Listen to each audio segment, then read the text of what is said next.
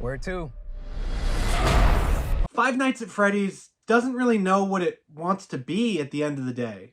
Stick around until the end because we do have a giveaway for some really cool Five Nights at Freddy's stuff here. Five Nights at Freddy's is based on the incredibly wildly popular horror video game series. There's plenty of games out there and the movie doesn't really do it justice. For fans of the games, it might be a bit better because there's more lore and stuff like that, but for somebody who's just going into it kind of blind, it's just not a very scary movie. Jumping into the movie stars Josh Hutcherson, Matthew Lillard also plays a role in it, and then of course the titular characters, the monsters, the robots, whatever you want to call them, of Freddy Fazbear's Pizzeria. The story here is really simple. It is Mike, played by Josh Hutcherson, has a sister named Abby, and he takes care of her, and he is down on his luck. His life is sort of spiraling out of control ever since his brother was abducted when he was very young. That's sort of his wound in the movie, is that abduction, and it centers around all of this sort of almost supernatural stuff involving Freddy Fazbear's Pizzeria. Matthew Lillard plays Steve Raglan, a guy that gives Mike the job to be a security guard overnight at Freddy Fazbear's and make sure that no one gets in. And along the way, he meets a cop named Vanessa who helps him out, and there's a subplot also involving his aunt trying to take Abby away from him. There's a lot of drama and a lot of familial stuff. It'll make it pretty, engaging and relevant for people going through. The problem with the drama in the film is that the script is not very well written, and it's not very well written in the way that the dialogue is particularly weak. It feels like these characters are saying things and doing things that is on a script, and it doesn't feel like a real sort of conversation, a real thing that human beings would be doing in the film. The performances shine through that weak material, though, and in particular, Josh Hutcherson is great as Mike. He's very, very personable. He's very, very relatable. Matthew Lillard is also fantastic as Raglan.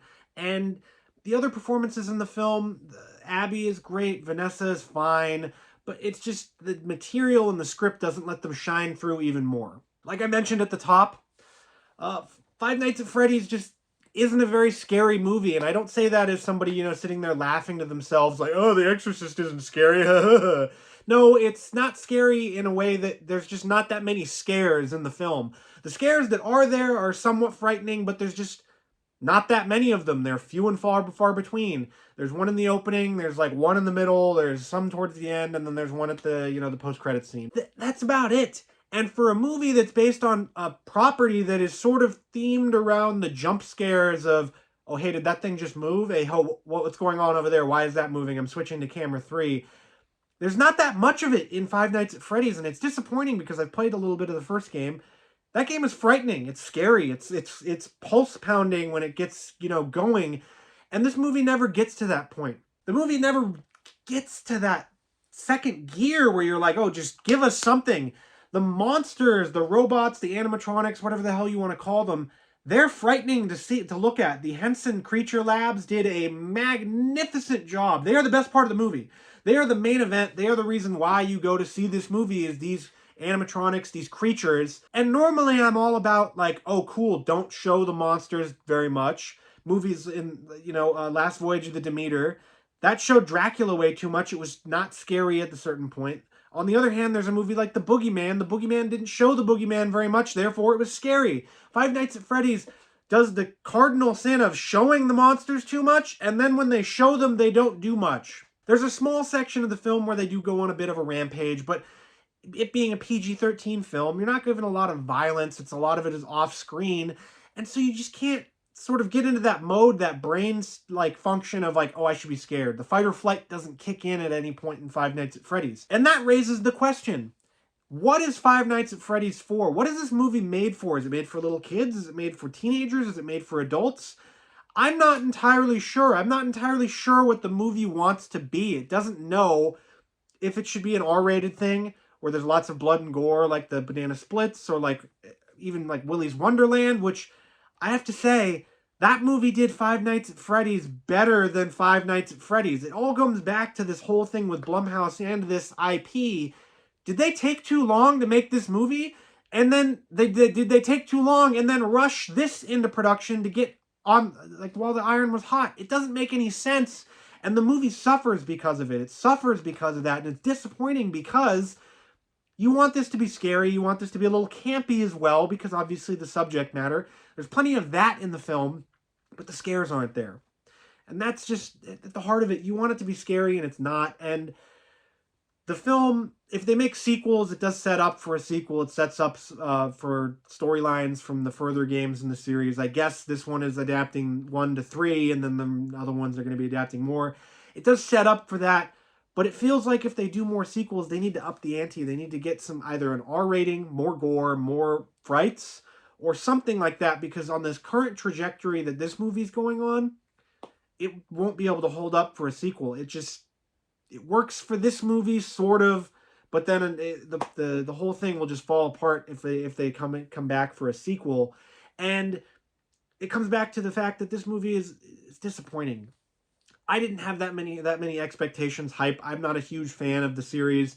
I get why people like it, but even for me, it was like I was expecting a bit more in the scares department, in the monsters, in the plot, in the action. It feels like there's stuff here that's sprinkled in a little bit, and then you never get enough of what you want. And that's what it really feels like with Five Nights at Freddy's. So you want more and you don't get it. It does, at the end of the day, entertain at the very least. It is fine in that department. The third act is quite thrilling. It does up the ante a bit there, so you got to sit through to that point and get to all the good stuff that's hidden in that small section of the film. But outside of that, there's not that many scares. It's not that thrilling. It's kind of boring at points. The way that it's lit at other points for scenes where it's supposed to be super dramatic makes it look like it's an SNL sketch. And that's a whole nother thing with the writing and the directing and the lighting of the film. But you're here to see the monsters, and you get to see them a fair bit. They are magnificent looking in the way they move and all of that, but the film itself just isn't all that great. Fans of the series might get more mileage out of it than I did. If I have to give it a score, I would give Five Nights at Freddy's a 6.5 out of 10, or a 65 out of 100 if you want to go that way. It's a fine enough film. Check it out on Peacock. We're in theaters on October 27th. Yes, it does release on day and date on both, so you don't even have to go to the theater to check this one out. You can just check it out if you have a Peacock subscription. But for fans of Five Nights at Freddy's, we are doing a giveaway. And I just dropped 2 of the items, but we're doing a giveaway. The qualifications for this are that you have to like and comment on the video. Comment what your favorite Five Nights at Freddy's game is, or your favorite horror movie this October season. I don't really care. I will pick a winner. You have to be in the continental United States to ship, or Canada. I can't ship internationally because that's too expensive. But we do have a Five Nights at Freddy's t-shirt that I got. It is a large, and it basically looks like the uniform. So if you want to win this Five Nights at Freddy's t-shirt, make sure to like and subscribe and leave a comment. And then for another lucky winner, let me grab all these off the ground because they fell. But we've got a set of pins with the characters on them. So you can win these pins. So there'll be 2 winners. I'll pick a winner, I'll comment, and I'll let you email me, and you can email me your address, and I will ship it out to you for free. You just have to comment and like the video and subscribe. So make sure you do all that if you want to win these pins, or you want to win this Five Nights at Freddy's t-shirt. So that'll do it for this video. If you like more movie reviews like this, check out my playlist right here. I've got all of them lined up. I've done plenty of reviews this year, so check it out and give it a look.